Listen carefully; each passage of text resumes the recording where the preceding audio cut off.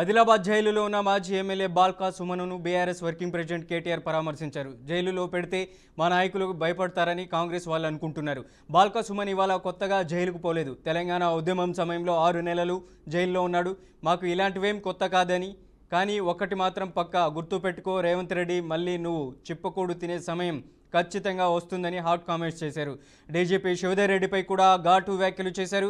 ఇక బాధ్యతలు తీసుకోగానే డీజీపీ శివధర్ రెడ్డి పెద్ద సినిమా డైలాగులు కొట్టిండు. రెడ్ బుక్ ఉండదు, పింక్ బుక్ ఉండదు, కాకి బుక్ మాత్రమే ఉంటుందని. మరి ఇప్పుడు కాకి బుక్ ఎక్కడికి పోయింది? మీ పోలీసులు యూజ్లెస్ ఫెలో అన్న పోలీసులు బట్టలు ఊడదీసి కొడతానన్న కేసులు ఎందుకు పెట్టడం లేదు?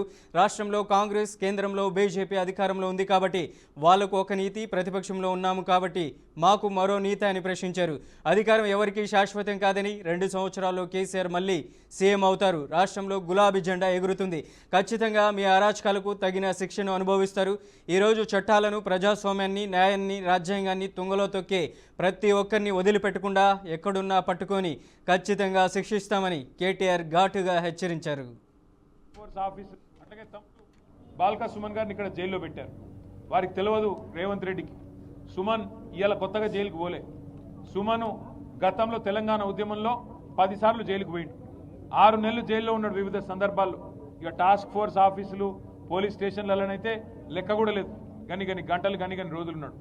సుమన్ ఇవాళ మీరు జైల్లో పెడితే భయపడతాడనో, లేదా మా నాయకులు భయపడతారనో, మా చెన్నూరులో ఉండే నాయకులు భయపడతారనో, మా మంచిర్యాల జిల్లా నాయకులు భయపడతారనో, మా ఆదిలాబాద్ జిల్లా నాయకులు భయపడతారనో రేవంత్ రెడ్డి అనుకుంటుండొచ్చు. కానీ ఆయనకు నేను ఒకటే చెప్తా ఉన్నా, రేవంత్ రెడ్డికి గుర్తుపెట్టుకో, మళ్ళీ నువ్వు చిప్పగూడు తినే టైం వస్తుంది. గుర్తుపెట్టుకో, ఇట్లాంటి అరాచకాలు ప్రజాస్వామ్యంలో మంచిది కాదు.